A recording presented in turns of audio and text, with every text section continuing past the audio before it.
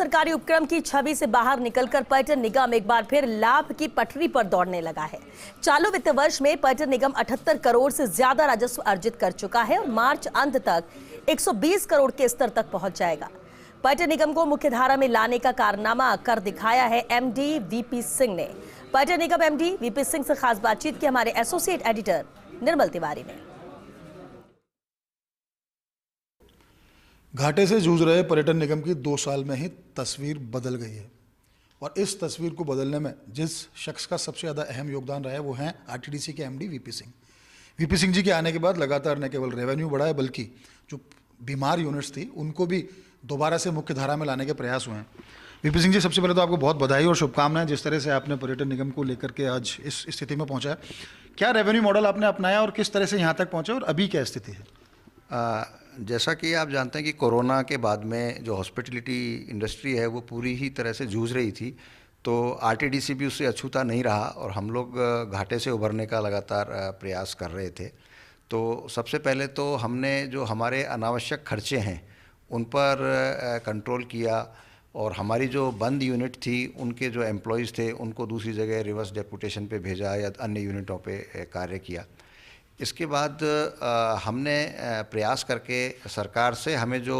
Funds allot हुए उनका हमने प्रॉपर यूटिलाइजेशन किया और हमने सेलेक्टिवली हमारी जो अच्छी यूनिट जिनसे हमें अच्छा रेवेन्यू मिल सकता था उन 10 यूनिट्स को हमने पिकअप करके उनमें उनको रेनोवेट करने के लिए पैसा लगाया। उसका नतीजा ये हुआ कि वो सभी यूनिट्स अब प्रॉफिट में रन कर रही हैं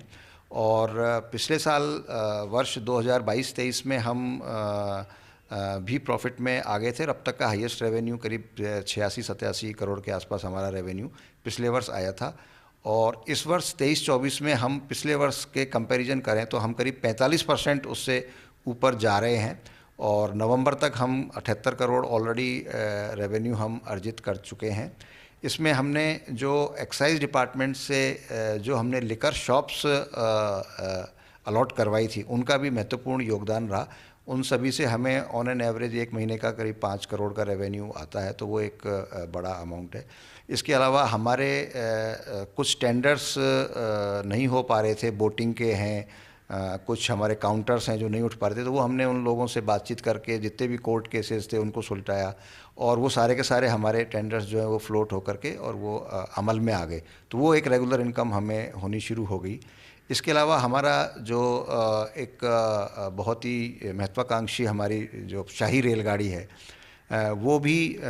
कोरोना काल से बंद पड़ी थी 2 साल से, उसको हमने कुछ पैसा लगा के रेनोवेट करके उसको हमने पिछले साल चलाया और फिर सरकार से मंजूरी लेकर के हमने उसको प्राइवेट सेक्टर के साथ में कोलैबोरेट करके O&M पे हमने उस ट्रेन को दिया है। तो उस ट्रेन से ऑलरेडी अब तक हमें जो है वो लगभग 3 करोड़ रुपए तो हमें ऑलरेडी प्राप्त हो चुके हैं, जो कि प्योर प्रॉफिट है। ऑन एन एवरेज कभी भी 4 करोड़ 4.5 करोड़ से ज़्यादा हमें प्रॉफिट हुआ नहीं ट्रेन से। तो इस बार हमें उम्मीद है कि 10 करोड़ से ऊपर का हमें अकेला जो है वो ट्रेन से भी प्रॉफिट होगा, तो निश्चित रूप से हम आपके 100 करोड़ का आंकड़ा जो है वो पार कर पाएंगे। एक सवाल ये भी था वीपी सिंह जी कि जिस तरह से रेवेन्यू मॉडल आपने अपनाया और निश्चित तौर पर लंबे समय से घाटे से गुजरना और फिर उस घाटे को पाटना और आगे बढ़ना, चूंकि आरटीडीसी का गठन इसलिए किया गया था कि एक बजट सुविधा सबको मिले, जो पर्यटक बाहर से आते हैं, देश घरेलू पर्यटक भी हैं, विदेशी पर्यटक भी हैं, उनको बजट क्लास होटल मिले, उनको उसी तरह की हॉस्पिटैलिटी उसमें देखने को मिले। तो क्या अभी कुछ और यूनिट्स को भी आप सिलेक्ट करके उनको रेनोवेट करने का कोई इस तरह का कार्य योजना है? अभी हमने बोर्ड के अंदर एक प्रस्ताव पारित कराया था, तो हमारी जो सिक यूनिट, जो बंद यूनिट हैं, जो नहीं चल पा रही हैं या बहुत ज़्यादा घाटे में चल रही हैं, उन यूनिट्स को हम जो है ओपन बिड के थ्रू जो है प्राइवेट लोगों को चलाने के लिए O&M मॉडल पे दें, जैसे कि हमने हमारी शाही रेलगाड़ी को दिया है। उससे फ़ायदा ये होगा कि एक तो जो वहाँ अनावश्यक रूप से हमारा जो स्टाफ वहाँ लगा हुआ है वो फ्री हो जाएगा, तो हमारी जो यूनिट हम चला रहे हैं उनमें हमें पर्याप्त संख्या में स्टाफ प्राप्त होगा और उन पर जो हमारा चौकीदार का या अन्य जो छोटे मोटे खर्चे, बिजली के बिल आ रहे हैं, वो भी उन खर्चों से भी हमें निजात मिल पाएगी और जो प्राइवेट प्लेयर आएगा वो हमारी उस यूनिट में पैसा इन्वेस्ट करके जब उस यूनिट को चलाएगा तो उससे भी निश्चित रूप से हमें एक रेगुलर रेवेन्यू प्राप्त होना शुरू हो जाएगा। तो हमने करीब 38 यूनिट्स, 38 यूनिट हमने इसके लिए सेलेक्ट कर रखी हैं और बोर्ड से हमने प्रस्ताव भी पारित कर लिया है। हमारा टेंडर प्रोसेस भी लगभग बनने का काम पूरा हो चुका है और जैसे ही हमें सरकार से मंजूरी उसकी मिलती है रूल्स में अमेंडमेंट होने के बाद में, तो हम इन यूनिट्स को जो है O&M पे देंगे, और बाकी जिन यूनिट्स में हम पैसा खर्च कर रहे हैं उन यूनिट्स को हम ही चलाएंगे। और उनको अब जो एक रिवर्स साइकिल जो चल रहा था वो अब सही तरीके से आरटीडीसी जो है वो अब